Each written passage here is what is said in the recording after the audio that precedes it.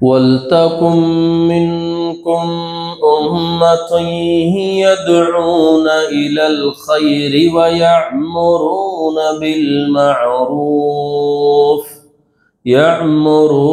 بِالْمَعْرُوفِ وَيَنْهَوْنَ عَنِ الْمُنكَرِ وَأُولَئِكَ هُمُ الْمُفْلِحُونَ. الحمد لله رب العالمين والصلاة والسلام على رسوله الكريم أما بعد. అనంత కరుణామయుడు, అపార కృపాశీలుడు, సర్వలోకాలకు సృష్టికర్త, పరమ పవిత్రుడు, పరిశుద్ధుడైనటువంటి అల్లాహ్ యొక్క శుభనామముతో ప్రారంభం. అల్లాహ్, ఆయన తప్ప మరొక ఆరాధ్య దైవం ఎవడూ లేడు. సకల చరాచర సృష్టికి మూలాధారం అయిన ఆయన సజీవుడు, నిత్యుడు, అనంతుడు. అంతిమ దైవ ప్రవక్త ముహమ్మదు రసూలుల్లా సల్లల్లాహు అలైహి వసల్లం వారిపై, గతించిన ప్రవక్తలందరిపై మరియు ప్రవక్త సల్లల్లాహు అలైహి వసల్లం వారి కుటుంబీకులపై మరియు ప్రవక్త ముహమ్మద్ సల్లల్లాహు అలైహి వసల్లం వారి ఉమ్మతులో సమస్త విశ్వాసులందరిపై అల్లాహ్ యొక్క శాంతి శుభాలు ఎల్లవేళలా కురియుగాక. ఆమీన్. సోదరులారా, నేడు మనము ఏ కార్యక్రమం అయితే ఏర్పాటు చేసుకున్నామో ఆ కార్యక్రమం యొక్క ముఖ్య ఉద్దేశం దావా పనికి సంబంధించినటువంటి విషయాల గురించి తెలుసుకోవడము, జ్ఞానం పొందడం. దానికి సంబంధించి నేను కొన్ని విషయాలు మీ ముందు ప్రస్తావిస్తాను. చెప్పేటటువంటి నాకు, వినేటటువంటి మీకు ఆచరించే సద్బుద్ధిని అల్లాహ్ ప్రసాదించుగాక. ఆమీన్. సోదరులారా, ముఖ్యంగా ఆచరణలు 3 రకాలుగా ఉంటాయి. ఒకటి తపనతో కూడినటువంటి ఆచరణ, రెండోది స్థిరత్వంతో కూడుకున్నటువంటి ఆచరణ, మూడోది నాణ్యత కలిగినటువంటి ఆచరణ. ఈ 3 ఆచరణలు తప్పనిసరిగా మనలో పుష్కలంగా ఉండాల్సినటువంటి అవసరము ఎంతైనా ఉంది సోదరులారా. ఇది దైవ ప్రవక్త ముహమ్మద్ సల్లల్లాహు అలైహి వసల్లం వారిలో మనకు 100% ఏ కోణంలో చూసినా కనిపిస్తుంది. మరియు ప్రవక్త సల్లల్లాహు అలైహి వసల్లం వారి శిష్యులైనటువంటి సహాబీలలో కూడా ఈ తపనతో కూడినటువంటి ఆచరణ మనకు నిండుగా కనిపిస్తుంది. సోదరులారా, ప్రవక్త ముహమ్మద్ సల్లల్లాహు అలైహి వసల్లం వారు దాన ధర్మాలు చెయ్యమని ఆదేశించినప్పుడు, ముఖ్యంగా జంగే తాబూక్ యుద్ధం కొరకు సన్నాహాలు చేపట్టినప్పుడు కావలసినటువంటి ఆహార సామాగ్రి, ధన సామాగ్రి, వస్తు సామాగ్రి ఇదంతా ప్రోగు చేయాలని ఆదేశించినప్పుడు ధనవంతులు మాత్రము తమ ఆస్తి పాస్తులలో నుంచి ఎంతో కొంత తీసుకొని వచ్చి ప్రవక్త సల్లల్లాహు అలైహి వసల్లం వారి సన్నిధిలో పోగు చేశారు. మరైతే కనీసం తినటానికి కూడా గతి లేని వారు ఎక్కడి నుంచి తీసుకొని వచ్చి ఇస్తారు? కట్టుకోవడానికి సరిగా బట్టలు లేనటువంటి వారు ఏం దాన ధర్మాలు చేస్తారు? పూట గడవనటువంటి వారు ఏ విధంగా సహాయం చేయగలరు? మరి అలాంటి సహాబీలు వాళ్ళ హృదయాలలో ఒక బాధ మొదలయ్యింది.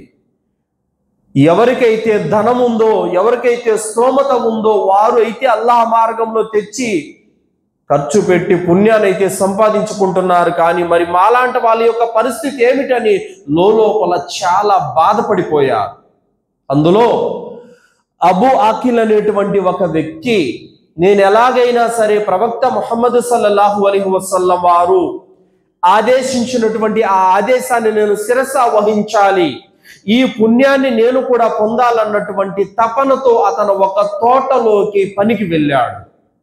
పనికి వెళితే ఉదయం నుంచి సాయంత్రం వరకు ఆ వ్యక్తి పని చేస్తే ఓ గుప్పెడు ఖర్జూరాలు అతనికి వచ్చాయి. కొన్ని తన ఇంటి కోసం ఉంచుకొని మిగతా కొన్ని తీసుకొని వచ్చి మస్జిద్ నబవీలో సమర్పించడం జరిగింది. ఆ ఖర్జూరాలు తీసుకొని వస్తూ ఉంటే నీ పిడికెడు ఖర్జూరాలు అల్లాహకు అవసరమయ్యాయా అని ఎగతాళి చేసినటువంటి ముష్రికులు కూడా ఉన్నారు. ఈ పిడికెడు ఖర్జూరాలతో మీ యుద్ధం గెలిచేస్తారా అని హేళన చేసినటువంటి వాళ్ళు కూడా ఉన్నారు. అలాగే అబూ మసూద్ అల్ అన్సారీ రదియల్లాహు అన్హు వారు, ఈయన కూడా ఒక సహాబీ, మార్కెట్కి వెళ్ళి మూటలు మోసి అక్కడ ఉదయం నుంచి సాయంత్రం వరకు ఆయన పని చేసి వచ్చినటువంటి ఆ యొక్క ఆహారపు ధాన్యాన్ని తీసుకొని వచ్చి జంగే తాబూకు కోసం పోగు చేయబడినటువంటి ఆ యొక్క గుట్టలో ఈయన కూడా తీసుకొని వచ్చి వేశారు. ఇలాంటి వాళ్ళు ఇంకా చాలా మంది తమ స్థితికి తగినట్టు, స్తోమతకు తగినట్టు చిన్న చితక వస్తువులు, ఆహార సామాగ్రి ఇవన్నీ తీసుకొని వచ్చి పోగు చేస్తూ ఉంటే హేళన చేసేవాళ్ళు, ఎగతాళి చేసేవాళ్ళు రకరకాలుగా వారిని మాటలు అన్నారు. అయితే అల్లాహ్ సుబ్హానహు తఆలా సూర తౌబా 79వ ఆయతలో ఏమన్నాడు? విశాల మనసుతో దాన ధర్మాలు చేసేవారు విశ్వాసులను నిందించే వారిని అల్లాహ్ మార్గంలో ఇచ్చేందుకు తాము చెమటోడ్చి సంపాదించినది తప్ప మరేమీ తమ వద్ద లేదని హేళన చేస్తూ మాట్లాడిన వారిని కూడా ఆట పట్టిస్తాడు అల్లాహ్. వారికి పరలోకంలో వ్యధాభరితమైన శిక్ష ఉంది. ఎవరికి?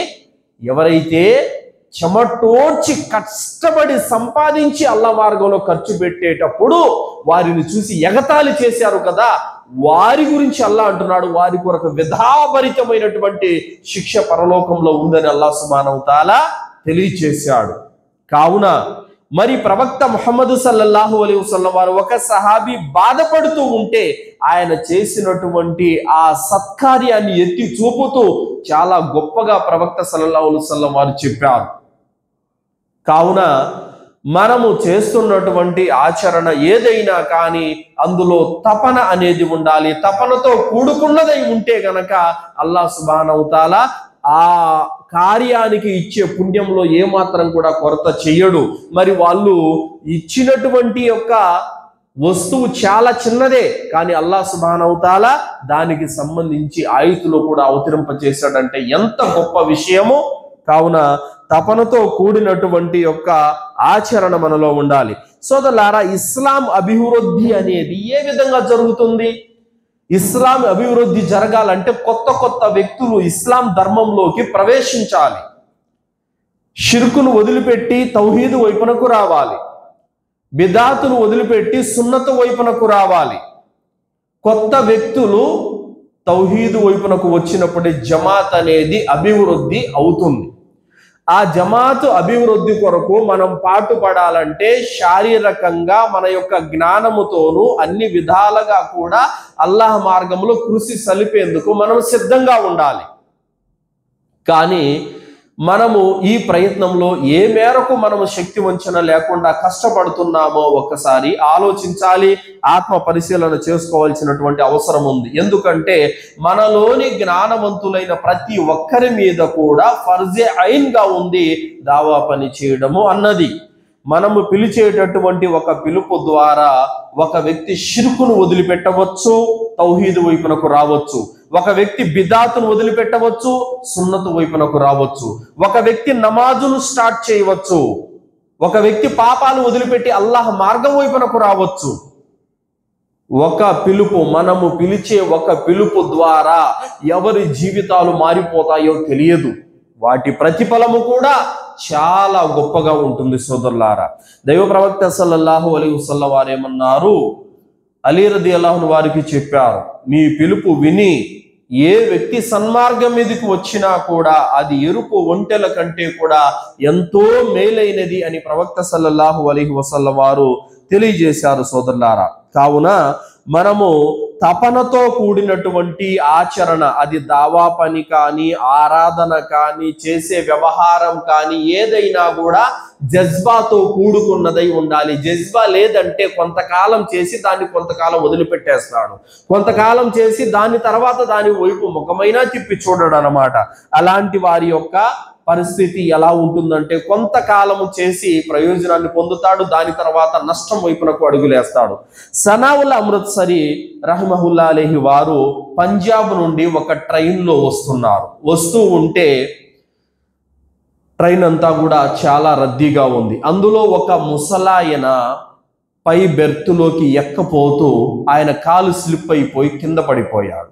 దానికన్నా ముందు ఆయన అక్కడ కూర్చున్నటువంటి వాళ్ళందరికీ ఎలా నేను దావా పని చేయాలి అన్నటువంటి ఆలోచన ఆయన మదిలో మెదిలిందనమాట. ఏం చేయాలి? అల్లాతో దువా చేశారు. అల్లా, నాకు ఒక చక్కటి సందర్భాన్ని ప్రసాదించు, అవకాశాన్ని ఇవ్వమని చెప్పి అడిగితే అప్పుడు కొద్దిసేపటికి ఆ ముసలాయన కాలి స్లిప్ అయి కింద పడిపోయి తల దెబ్బ తగిలిందనమాట. అక్కడ ఉన్నటువంటి వాళ్ళందరూ కూడా అసహించుకుంటున్నారు, ఎవ్వరు దగ్గరికి వెళ్ళటం లేదు. ఆయన పడిపోయారు, దాన్ని పట్టించుకోవడం లేదు.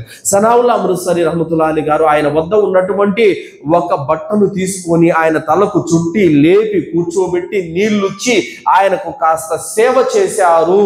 అప్పుడు ఆయన, ఏ తల్లి కన్న బిడ్డవో నాయన, నాకు చాలా గొప్ప సహాయం చేసావు, ఎవరు పట్టించుకోలేదు, నువ్వు పట్టించుకున్నావు, నీదే మతమైనా కానీ అని చెప్పేసి చెప్పగానే ఇదే విధానాన్ని, ఈ సేవను, ఈ మానవత్వాన్ని మా ప్రవక్త ముహమ్మద్ సల్లల్లాహు అలైహి వసల్లం వారు మాకు నేర్పించారని స్టార్ట్ చేశారు. అల్హమ్దులిల్లా. అక్కడ ఉన్నట్టు వారికి అందరూ కూడా దావా పని చక్కగా చేశారు. అల్హమ్దులిల్లా. అదే తపన అన్నటువంటిది మనలో ఉంటే కనుక అల్లాహ్ సుబ్హానహు వ తఆలా ఒక చక్కటి సందర్భాన్ని తప్పనిసరిగా సృష్టిస్తాడు.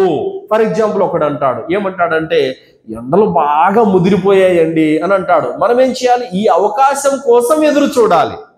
ఎండలు ముదిరిపోయానంటే అక్కడ దేవుడికి సంబంధం ఒక లింక్ ఏర్పాటు చేసి ఆ నుంచి మనం ఆ సందర్భాన్ని తీసుకొని మాట మొదలు పెట్టాలి. వర్షాలు పడట్లేదండి, కరువులు కాటకాలు అని చెప్పేసి అని అంటూ ఉంటారు. ఆ సందర్భాన్ని తీసుకొని మనం మాట మొదలు పెట్టాలి. తపన, అవకాశం కోసం ఎదురు చూసుకుంటూ ఉండాలి. ఆ విధమైనటువంటి తపన అనేది మన పూర్వీకుల్లో కనిపించేది. సోదరులారా, ప్రవక్త ముహమ్మద్ సల్లల్లాహు అలైహి వసల్లం వారు తాయిఫ్ నగరానికి వెళ్ళారు. అక్కడ భయంకరంగా కొట్టారు ప్రవక్త సల్లల్లాహు అలైహి వసల్లం వారిని. 3 మైళ్ళ దూరం వెంబడించి కొట్టారు. చాలా భయంకరంగా దెబ్బలు తగిలాయి. అయినప్పటికీ కూడా ఆయన ఒక ద్రాక్ష తోటలోకి ప్రవేశిస్తే అక్కడ అద్దాస్ అనేటువంటి యూనుస్ అలైహిస్సలాం వారి జాతికి సంబంధించినటువంటి ఒక సోదరుడు అల్హమ్దులిల్లా ఇస్లాం స్వీకరించారు. ప్రవక్త ముహమ్మద్ సల్లల్లాహు అలైహి వసల్లం వారు, ఈ దావా పని కారణంగా నన్ను ఇంతగా కొట్టారు కదా, ఇంతరా చిత్ర హింసలు పెట్టారు కదా, మళ్ళీ దీని జోలికి వెళ్ళడం ఎందుకు లేనని చెప్పేసి ఆపేశారా? లేదు. అయినప్పుడు కూడా అంత దెబ్బలు తిని అంత బాధకు ఓర్చుకుంటూ కూడా మళ్ళీ అద్దాస్కు దావా పని చేశారు. దాని ఫలితంగా ఆయన ఇస్లాం స్వీకరించాడు. అల్హమ్దులిల్లా. ప్రవక్త ముహమ్మద్ సల్లల్లాహు అలైహి వసల్లం వారిని ఎన్నిసార్లు హత్య చేయాలని ప్రయత్నాలు చేశారు, ఎన్నిసార్లు కొట్టారు, విషం తినిపించి చంపాలని చూశారు, ఎన్ని రకరకాలుగా ఆయన్ని చిత్రహింసలు పెట్టారు, బాధలు పెట్టారు. అయినప్పటికీ కూడా ప్రవక్త సల్లల్లాహు అలైహి వసల్లం వారు ఆయన బాధ్యతను చక్కగా నిర్వర్తించారు. ఆయనలో తపన ఉండేది. ఆ తపనని అల్లాహ్ తాలా ఏమంటున్నాడు? ఫలఅల్లక బాఖిఉన్ నఫ్సక అలా ఆసారిహిం ఇల్లం యుమిను బిహాదల్ హదీసి అసఫా. సూరే కహఫ్లో అల్లాహ్ సుబ్హానహు వ తఆలా 6వ ఆయతులో ఇదే అంటున్నాడు, ఓ ప్రవక్త సల్లల్లాహు అలైహి వసల్లం, ఈ జనులు గనక విశ్వసించకపోతే, వారి నీ మాటను తీసుకోలేదని దుఃఖంతో కుమిలిపోతే నీ ప్రాణాలు కోల్పోతావా ఏమి? ఇంత తపన ప్రవక్త సల్లల్లాహు అలైహి వసల్లం వారిలో ఉండేది. ఎంత తపన! ప్రజలు ఇస్లాం స్వీకరించడం లేదు, సత్యాన్ని తెలుసుకోవడం లేదు, ధర్మం వైపునకు రావడం లేదని అంతటి తపన. అల్లాహ్ తాలా ఎందుకంటున్నాడు ఈ మాట? ఓ ప్రవక్త, నువ్వు ప్రాణాలు కోల్పోతావా ఏమి వాళ్ళు నీ మాట తీసుకోలేదనని ఇంత పెద్ద మాట చెబుతున్నాడంటే దాని వెనకాల ఆయన బాధ ఎంతటిది, ఆయన తపన ఎంతటిది మనం అర్థం చేసుకోవాలి. కావున ఎన్ని ఒడిదుడుకులు, ఎన్ని సమస్యలు, ఎన్ని ఇబ్బందులు వచ్చినప్పటికీ కూడా ప్రవక్త ముహమ్మద్ సల్లల్లాహు అలైహి వసల్లం వారు ఒక్క అడుగైనా సరే వెనక్కేశారా? లేదు. అది తపనతో కూడినటువంటి, జజ్బాతో కూడినటువంటి ఆచరణ అనేది దావా పనిలో, మిగతా ఆరాధన విషయాలలో మనకు తప్పనిసరిగా ఉండాలి. సోదరులారా, అల్ అసాబా హిలియత్ అల్ ఔలియా ఈ కితాబులో ఉమ్మె షరీక్ రదియల్లాహు అన్హా గురించి వచ్చింది. ఆమె కురైష్ మహిళల్లో రహస్యంగా దావా పని చేసింది ఆమె.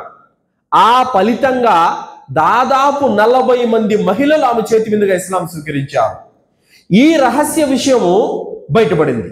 బయటపడగానే కురైషి ముష్రికులు నానా రకాలుగా ఉమ్మే షరీక్ రదియల్లాహు అన్హా వారిని చిత్రహింసలు పెట్టడం జరిగింది సోదరులారా. అయినప్పటికీ కూడా ఆమె కొంతకాలం కాముగా ఉండిపోయింది. మళ్ళీ అదే విధంగా దావా పని మొదలు పెట్టింది.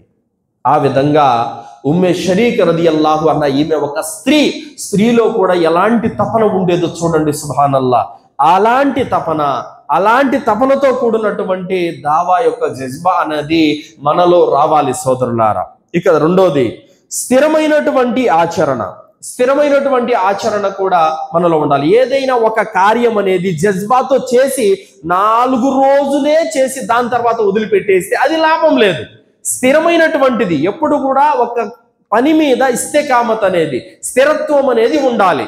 గాలి వచ్చినా, తుఫాను వచ్చినా, భూకంపం వచ్చినా, ఏమొచ్చినా, పర్వతాలు ఏ విధంగా కదలకుండా మెదలకుండా ఉంటాయో అదే విధంగా పర్వతాలు నిలబడినట్లుగా మనము కూడా అదే విధంగా నిలబడాలి. అప్పుడే ఆ కార్యం అనేది సిద్ధిస్తుంది. లేదంటే ఆ కార్యం మధ్యలోని అర్ధాంతరంగా ఆగిపోతుంది. అబూబకర్ రదియల్లాహు అన్హు వారు ఈయనని ఎన్ని రకాలుగా ఇబ్బంది పెట్టారు. ఈయన ఇస్లాం స్వీకరించినప్పటి నుంచి కష్టాలు, బాధలు.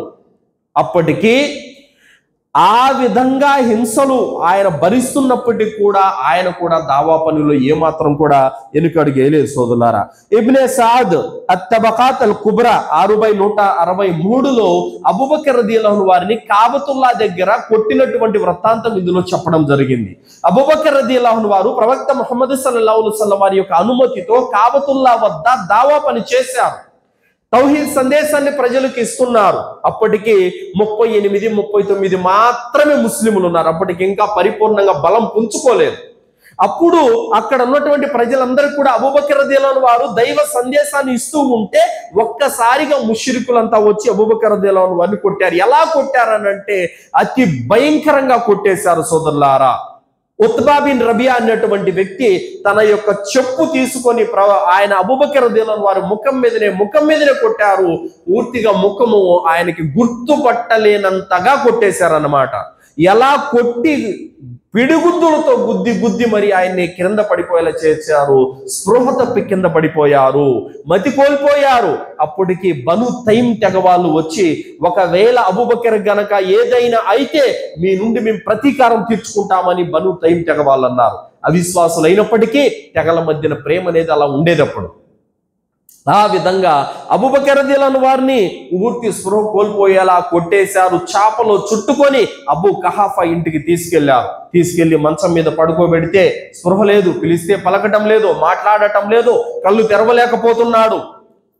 చాలా సేపటి తర్వాత కళ్ళు తెరిచారు. అప్పటికి ఆయన నోరు తెరవగానే పలికిన మొట్టమొదటి మాట నా ప్రవక్త ఎలా ఉన్నాడు అన్నటువంటి మాటను అడిగారు. అప్పుడు బను తైమ్ తెగవాళ్ళు ఆయన చీకొట్టి ఉమ్మే ఖైర్, ఆమె ఎవరు? అబూబకర్ రదియల్లాహు అన్హు వారి యొక్క తల్లితో అంటున్నారన్నమాట. వీడికి నీళ్ళు ఇవ్వద్దు, ఆహారం పెట్టద్దు, ఇలాగే చావనివ్వు అని చెప్పేసి వదిలిపెట్టేసి వెళ్ళిపోయారు, చీకొట్టి వెళ్ళిపోయారు. అబూబకర్ రదియల్లాహు అన్హు వారు తల్లితో అంటున్నారు, అమ్మా ప్రవక్త ముహమ్మద్ సల్లల్లాహు అలైహి వసల్లం వారు ఎలా ఉన్నారో కనుక్కొని రండి అని చెప్పేసి. బయట పరిస్థితులు బాగాలేవు, మీ అందరి కోసం వాళ్ళు వెతుకుతున్నారు, కనబడితే చంపేస్తారు, ఇప్పుడల్లా వద్దు నాయనా అని చెప్తే, లేదు నా ప్రవక్త ముహమ్మద్ సల్లల్లాహు అలైహి వసల్లం వారు ఎలా ఉన్నారో నాకు తెలియనంత వరకు నేను ముట్టేది లేదని చెప్పేసి అన్నారు ఆయన. సరే నువ్వు ఒక పని చేయమ్మా, ఏం చేస్తావంటే ఉమర్ రదియల్లాహు అన్హు వారి యొక్క చెల్లెలు ఉంది ఉమ్మే జమీల్, ఆమె దగ్గరికి వెళ్ళి ప్రవక్త సల్లల్లాహు అలైహి వసల్లం వారి గురించి వాకాబు చేయాలని చెప్పేసి అడిగారు. ఆమె వెళ్ళింది ఉమర్ రదియల్లాహు అన్హు వారి చెల్లెలు దగ్గరికి, ఉమ్మే జమీల్ దగ్గరికి వెళ్ళారు. ముహమ్మద్ సల్లల్లాహు అలైహి వసల్లం వారు ఎక్కడున్నారంటే ఏమో నాకు తెలియదు అని చెప్పింది ఆమె. లేదమ్మా నేను ఎవరికి చెప్పను, నా బిడ్డ చావు బతుకుల్లో ఉన్నాడు, ఆయన కలవరిస్తున్నారు, ఒక్కసారి చూడాలంటున్నారు అని చెప్పగానే సరే నన్నే అబూబకర్ దగ్గరికి తీసుకెళ్ళని చెప్పింది ఆమె. ఆమె రాగానే అబూబకర్ రదియల్లాహు అన్హు వారు చాలా దీనావస్థితులు చూసి ఆమె కడుపు రగిలిపోయి అవిశ్వాసంలో శపించింది. ఆమె మిమ్మల్ని ఈ స్థితికి గురి చేసినటువంటి ముష్రికులు నాశనం అయిపోవుగాక అని చెప్పింది. దాని తర్వాత అబూబకర్ రదియల్లాహు అన్హు వారు నేను ప్రవక్తను చూడాలనగానే చెరొక భుజం మీద ఆయన చెయ్యి వేసుకొని దారి అర్కం దగ్గరికి వెళ్ళిపోయారు. ఎల్లగానే ప్రవక్త సల్లల్లాహు అలైహి వసల్లం వారు అబూబకర్ రదియల్లాహు అన్హు వారిని చూసి ముద్దాడి ఒకరినొకరు చాలా బాధతప్త హృదయంతో ఏడ్చుకున్నారు. అంతగా కొట్టారు అబూబకర్ రదియల్లాహు అన్హు వారిని. అప్పుడు అబూబకర్ రదియల్లాహు అన్హు వారు అన్నారు, ప్రవక్త, నా తల్లి ఉమ్మే అల్ ఖైర్, ఆమె నేను ఏడిస్తే ఆమె కూడా ఏడ్చింది, నేను తినలేదని ఆమె కూడా తినలేదు, నా కోసం చాలా బాధపడింది, నా తల్లి కోసము దువా చేయండి ప్రవక్త, నా తల్లికి ఇస్లాం పరిచయం చేయండి అని అన్నారు. ఆయన ఉన్న పొజిషన్ ఏంటి? ఏ స్థితిలో ఉన్నారు ఆయన? ఏ కారణంగా ఇన్ని దెబ్బలు తగిలాయి ఆయనకి? ఏ దావా పని కారణంగా చావు అంచుల దాకా వెళ్ళొచ్చాడో మళ్ళీ ఆ స్థితిలో ఉన్నప్పటికీ కూడా మళ్ళీ నా తల్లికి ఇస్లాం పరిచయం చేయండి అని అంటున్నారంటే ఎలాంటి స్థిరమైనటువంటి, అంటే కష్టాలు వచ్చాయని, బాధలు వచ్చాయని, కొట్టారని, తిట్టారని అడుగు తడబడలేదు. అల్హమ్దులిల్లా. అలాంటి స్థిరత్వం, ఒక కార్యక్రమంలో స్థిరత్వం అనేది మనలో ఉండాలి. అప్పుడు ప్రవక్త సల్లల్లాహు అలైహి వసల్లం వారు ఉమ్మే అల్ ఖైర్కి దావా పని చేశారు, ఆమె ఇస్లాం స్వీకరించింది. అల్హమ్దులిల్లా. అందరూ కూడా అల్లాహ్ యొక్క ఘనతను గొప్పగా చాటారు. పోని దాని తర్వాత అబూబకర్ రదియల్లాహు అన్హు వారు ఏమైనా మానేశారా? చావు అంచుల దగ్గరికి వెళ్ళొచ్చారు, పోని మానారా? మానలేదు. దాని తర్వాత ఎంతమందికి అల్హమ్దులిల్లా ఆయన ఇస్లాం పరిచయం చేశారు. సోదరులారా, మనము చేస్తున్నటువంటి కార్యక్రమంలో, మన చేసే పనిలో స్థిరత్వం అనేది ఎప్పుడైతే ఉంటుందో ఆ రిజల్ట్ కూడా అప్పుడే మనకు కనిపిస్తుంది. మనం వెళ్ళే దారిలో ముళ్ళు, రాళ్ళు, గాజు పెంకులు అన్నీ కూడా ఎదురైతాయి. వాటన్నింటిని కూడా మనము దాటుకొని వెళితేనే విజయం దగ్గరికి వెళ్ళగలుగుతాము. చిన్న చిత్తగా వాటికి భయపడిపోయి, మనము బెదిరిపోయి, అదిరిపోయి మనము ఆపేస్తే కనుక ఆ కార్యం అనేది ముందుకు నడవదు సోదరులారా. అందుకోసమే చాలా మంది అంటారు, ఒకప్పుడు మేము ఏం చేసేవాళ్ళము దావా పని, మరి ఇప్పుడేమైంది? ఇప్పుడేమైంది? చాలా మంది అంటూ ఉంటారు, ఒకప్పుడు మేము భలే చేసేవాళ్ళం ఆ రోజుల్లో. ఇది స్థిరత్వం లేకపోవడం. సోదరులారా, ఇక్కడ మనం ఒకటి గమనించాల్సినటువంటి అవసరం ఉంది. చాలామంది మజీదు యొక్క కమిటీ పదవుల్లో ఉంటేనే దావా పని చేస్తారు, లేకపోతే తప్పుకుంటారు. మా కమిటీ ఉన్నప్పుడు ఏం చేస్తా ఉన్నారు, ఇప్పుడు వచ్చారు ఎందుకు, ఏం లాభం లేదు, ఇలాంటి మాటలు కూడా చాలా మంది అంటూ ఉంటారు. అంటే నీది తప్పు, అంటే నువ్వు పదవిలో ఉంటేనే చేస్తావా, లేకపోతే చెయ్యవా? పదవిలో ఉంటేనే ఇమాం సాబ్తో పాటు నువ్వు పొద్దున్నే నమాజుకు పిల్లవడానికి వెళ్తావా, లేకపోతే వెళ్ళవా? చాలా మంది అదే, పదవుల్లో ఉన్న వాళ్ళే ఇమాం సాబ్తో పాటు వెళ్ళాలి. ఎక్కడికి? నమాజ్కి. ఎవరైతే రారో వాళ్ళందరికీ గస్కి వెళ్ళాలి, లేకపోతే రారు. చాలా చోట్ల ఇదే. సోదరులారా, ఇది కూడా మనము చిత్తశుద్ధితో చేయాల్సినటువంటి అవసరం ఉంది. పదవుల్లో ఉంటే చేయడము, లేకపోతే చేయకపోవడము ఇది సరైనటువంటి విధానం కాదు. సోదరులారా, కితాబుల్ అసాబాలో హాఫీజ్ ఇబ్నే హజర్ రహ్మతుల్లాహి అలైహి గారు ఈ వృత్తాంతాన్ని తెలియజేశారు. అదేమిటంటే సోదరులారా, ఖాలిద్ బిన్ వలీద్ రదియల్లాహు అన్హు వారిని యుద్ధ కమాండర్ నుండి దించేయాలన్నటువంటి ఒక ఆలోచన ఉమర్ రదియల్లాహు అన్హు వారికి వచ్చింది. ఈ విషయాన్ని అబూబకర్ రదియల్లాహు అన్హు వారి యొక్క పరిపాలనా కాలంలోనే ఎంతో మషూరా చేశారు. కానీ అబూబకర్ రదియల్లాహు అన్హు వారు ఇప్పుడు ఆయన్ని యుద్ధ కమాండర్ నుండి దించేయటం సరికాదు అనే అబూబకర్ రదియల్లాహు అన్హు వారు ఒప్పుకోలేదు, చాలా సమస్యలు వస్తాయని. కానీ ఉమర్ రదియల్లాహు అన్హు వారి యొక్క పరిపాలనా కాలం వచ్చిన తరువాత ఆయన అబూ ఉబైదా బిన్ జర్రా రదియల్లాహు అన్హు వారికి లేఖలు రాశారు. ఖాలిద్ బిన్ వలీద్ రదియల్లాహు అన్హు వారిని యుద్ధ కమాండర్ నుండి దించేసి అబూ ఉబైదా బిన్ నేపథ్యంలో సామాన్య సైనికుడిగా యుద్ధంలో పెట్టుకోవాలని ఆదేశాలు జారీ చేశారు. ఈ ఆదేశాలు ఎందుకు జారీ చేశారు? ఒకటి, ముస్లింలలో అకీదా పాడయ్యేటటువంటి ఒక ఆలోచన పుట్టింది. అదేమిటంటే అల్లాహ్ దయతో యుద్ధం గెలుస్తామన్నటువంటి ఆలోచన చాలా మందిలో లేకుండా ఖాలిద్ బిన్ వలీద్ ఏ యుద్ధానికైతే కమాండర్గా ఉంటారో ఆ యుద్ధం తప్పకుండా గెలిచి తీరుతుంది అన్న భావన వచ్చేసింది. ఈ భావనలో అకీదా లోపం కనిపెట్టారు ఆయన. ముస్లింలు ఏముండాలి? అల్లాహ్ దయతో యుద్ధం గెలుస్తామని రావాలే కానీ ఖాలిద్ బిన్ వలీద్ ఏ పక్క ఉంటే ఆ పక్క యుద్ధం గెలుస్తుంది అన్న ఆలోచన రాకూడదు అన్నటువంటి భావనను ఈ ముస్లిం సమాజంలో ఈ యొక్క విశ్వాసం లోపం వచ్చిన కారణంగా దాన్ని తుడిచేయాలన్నటువంటి ఆయన దృఢమైనటువంటి సంకల్పాన్ని అమలు చేశారు. ఆ విధంగా ఖాలిద్ బిన్ వలీద్ రదియల్లాహు అన్హు వారిని యుద్ధ కమాండర్ నుండి తప్పించడము, సామాన్య సైనికుడిగా యుద్ధంలో పెట్టడం కూడా జరిగింది. అడిగే వాళ్ళు అడిగారు, ఖాలిద్, ఈ విధంగా నిన్ను యుద్ధ కమాండర్ నుండి దించేశారు కదా, మరి నీకేమీ బాధ లేదా అనగానే అప్పుడు ఆయన చెప్పారు, నేను యుద్ధం చేస్తుంది అల్లా కోసం, ఉమర్ కోసం కాదు అని చెప్పేసి చెప్పడం జరిగింది. కావున దాని తర్వాత ఖాలిద్ బిన్ వలీద్ రదియల్లాహు వారు మునుపుట కంటే కూడా ఇంకా అతి ఎక్కువ శక్తితో, బలంతో ఆయన పోరాడారు, అనేక యుద్ధాలు గెలిచారు సోదరులారా. మరి ఖాలిద్ బిన్ వలీద్ రదియల్లాహు వారి యొక్క జీవితం మనకు ఆదర్శం. మనం పదవుల్లో ఉన్నా లేకపోయినా, ఏ హోదాలో ఉన్నా లేకపోయినా, మనల్ని గౌరవించినా గౌరవించకపోయినా మన బాధ్యతను ఎప్పుడు కూడా మనము పక్కన పెట్టకూడదు. ఈ దావా పని విషయం అనేది ఇది ఎవరి యొక్క స్వార్థం కోసము, ఎవరి యొక్క లాభం కోసము చేసేది కాదు. ప్రతి ఒక్కరూ తమ పరలోకం కోసం చేసుకునేటువంటి ఒక ఉత్తమమైనటువంటి మార్గం. ఈ మార్గాన పయనించాలంటే జజ్బా ఉండాలి, జజ్బాతో పాటు స్థిరత్వం అనేది కూడా ఉండాలి సోదరులారా. అందుకోసమే శైతాను కూడా అనేక భయాందోళనలు దీంట్లో సృష్టించడానికి ప్రయత్నాలు చేస్తూ ఉంటాడు. కావున శైతాను యొక్క కీడుల నుండి కూడా మనల్ని మనం రక్షణ పొందడానికి మనము ప్రవక్త సల్లల్లాహు అలైహి వసల్లం వారు ఏ విధంగా మనకు ఈ దావా పని విధి విధానాలను నేర్పారో ఆ విధి విధానాలలో మనము నడుచుకుంటే కనుక ఈ శైతాను యొక్క కీడుల నుండి కూడా మనం రక్షించబడతాం.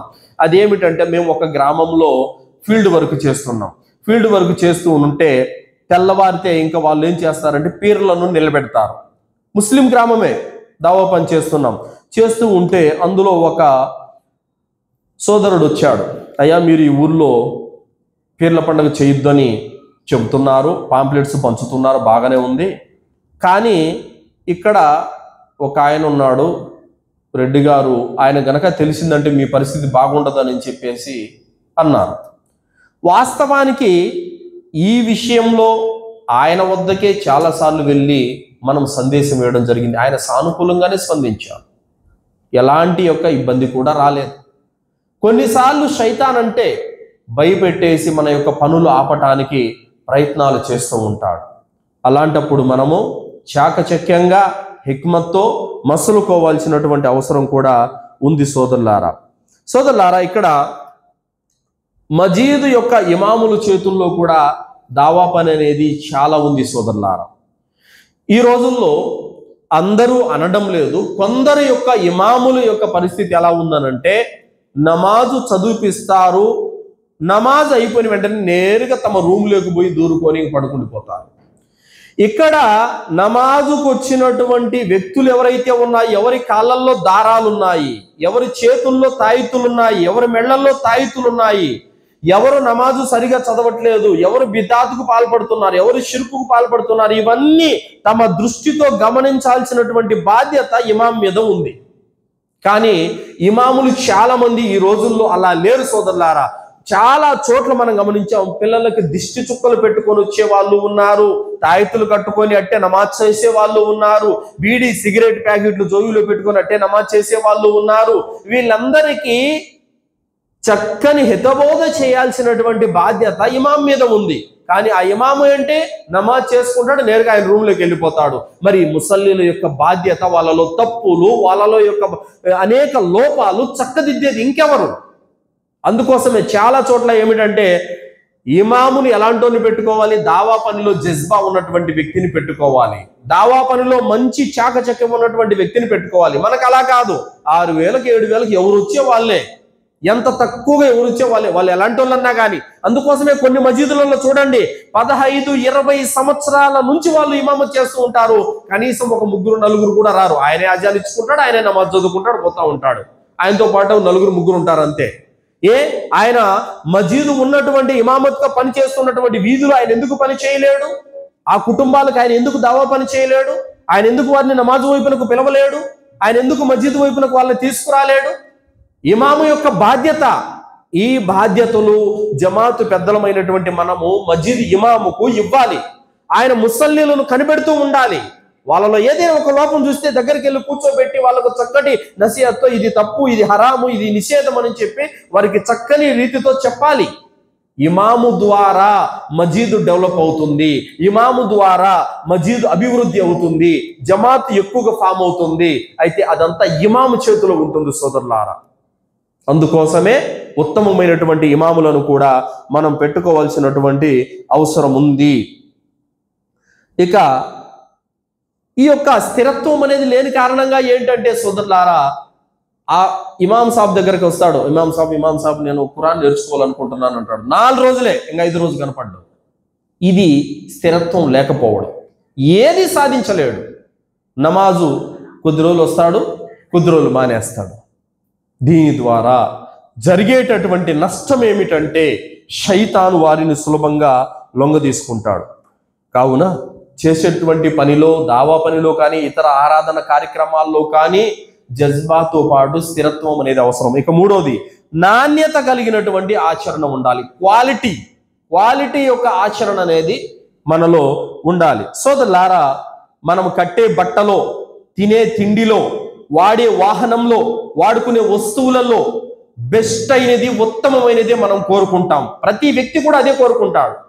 మరి అలాంటప్పుడు మనం అల్లాహకు చేసేటటువంటి కార్యాలలో క్వాలిటీ లేకపోతే ఎలా? క్వాలిటీ ఉండాలి.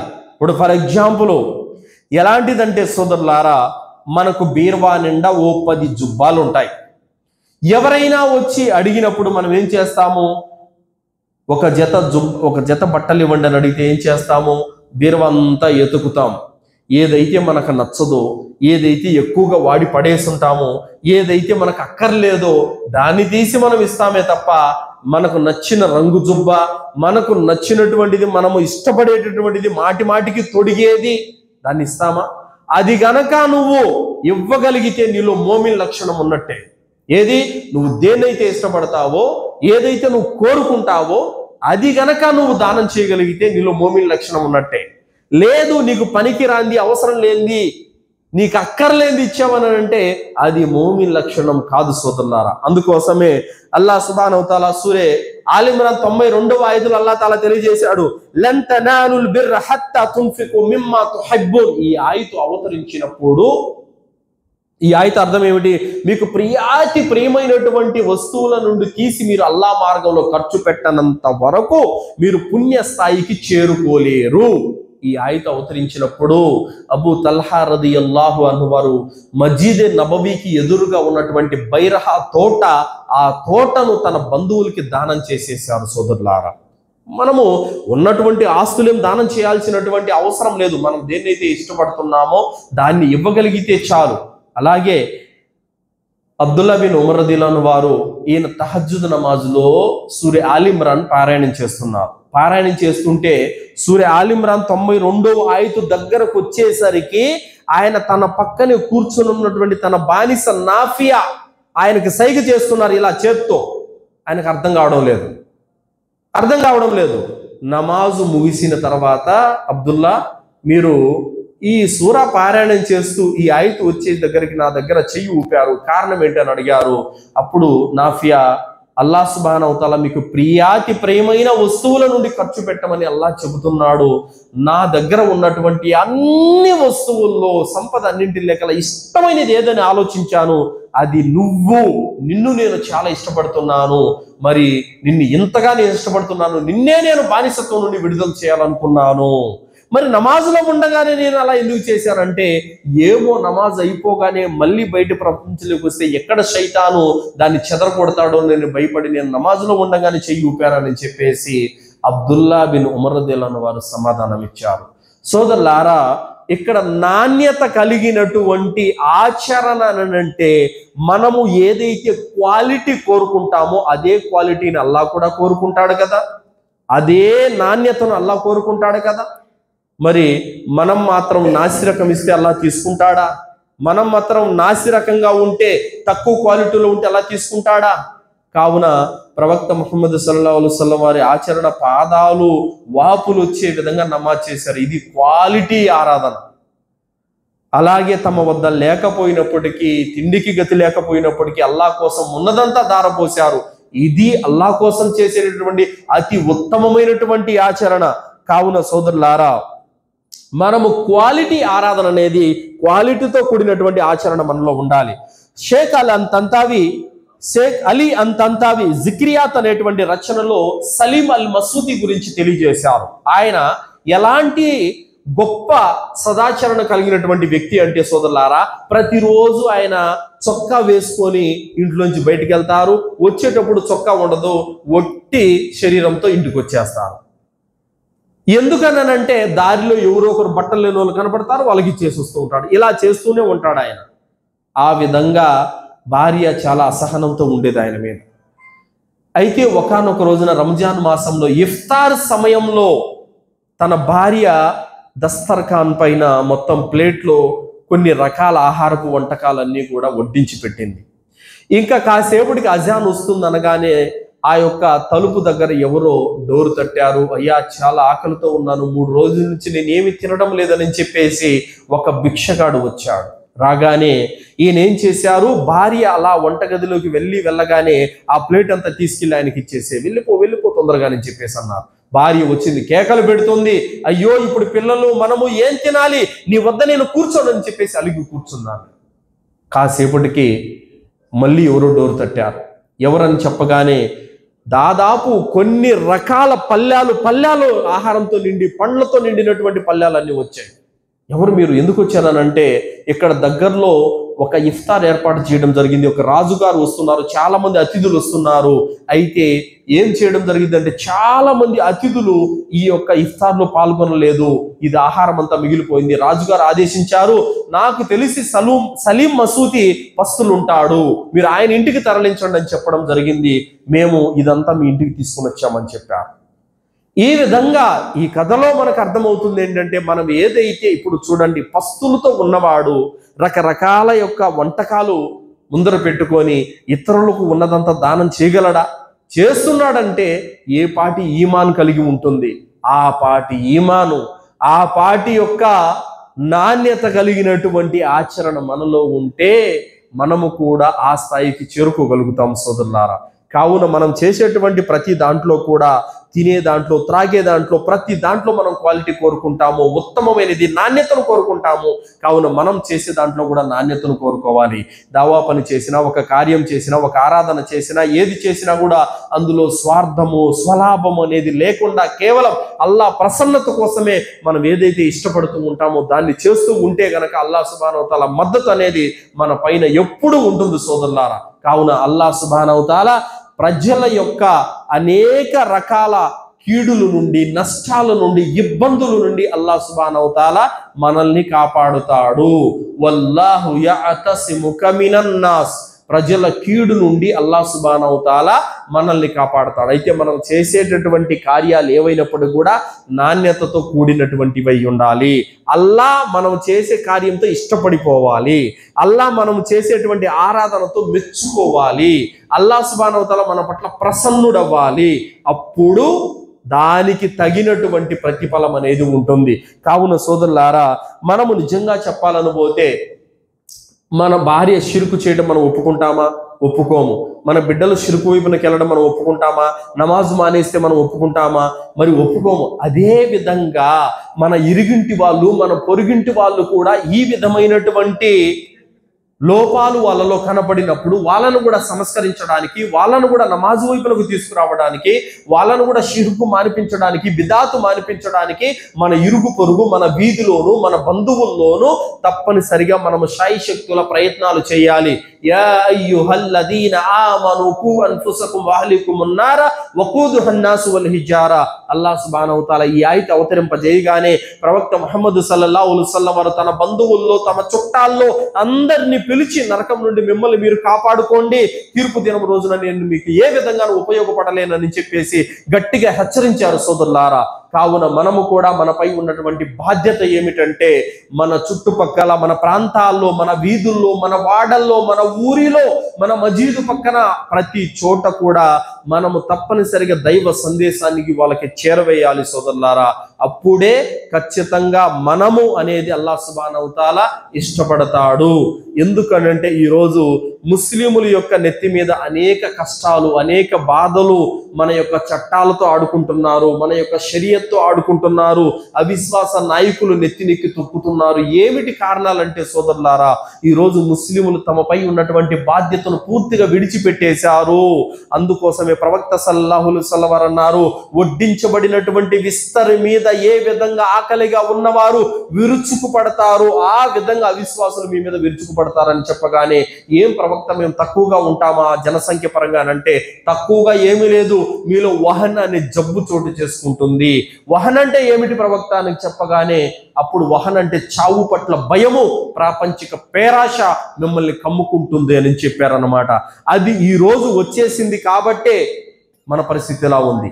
అదేమిటి? అప్పుడు ప్రవక్త గారు అన్నారు, సముద్రంలో అలల తాకిడికి కొట్టుకుంటూ చెత్త ఏ విధంగా సముద్రం ఒడ్డున పేరుకుంటుందో దానితో సమానంగా మీరు ఉంటారు, మీకంటూ విలువ ఉండదని చెప్పారు.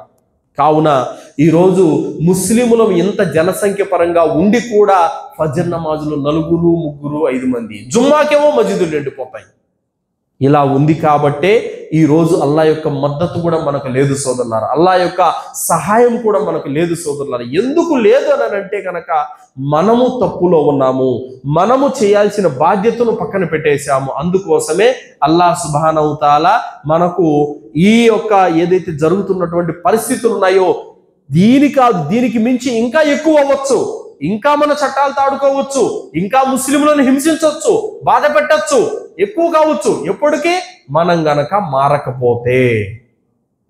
మారకపోతే ఖచ్చితంగా ఇలాంటివి ఎన్నో ఇంకా జరగచ్చు. కావున చివరి మాట ఏమిటంటే సోదరులారా, ఒకటి, అల్లాహ్ సుబ్హానహు వ తఆలా 3 ఉదాహరణల ద్వారా మనకు ఈ దావా పని గురించి మనకు సందేశం ఇచ్చాడు. ఖురాన్లో మనకు కనబడుతుంది. ఒకటి, చీమ సులైమాన్ అలైహిస్సలాం వారి యొక్క కాలంలో ఆయన సైన్యాలతో వస్తూ ఉంటే ఒక చీమ వెలుగెత్తి చాటింది, ఓ చీమల్లారా, సులైమాను తన సైన్యాలతో వస్తున్నాడు, మీరు మీ పుట్టలలో దూరిపోండి, ప్రాణాలను కాపాడుకోండి అని వెలుగెత్తి చాటి తమ చీమ జాతిని కాపాడుకునింది ఒక చీమ.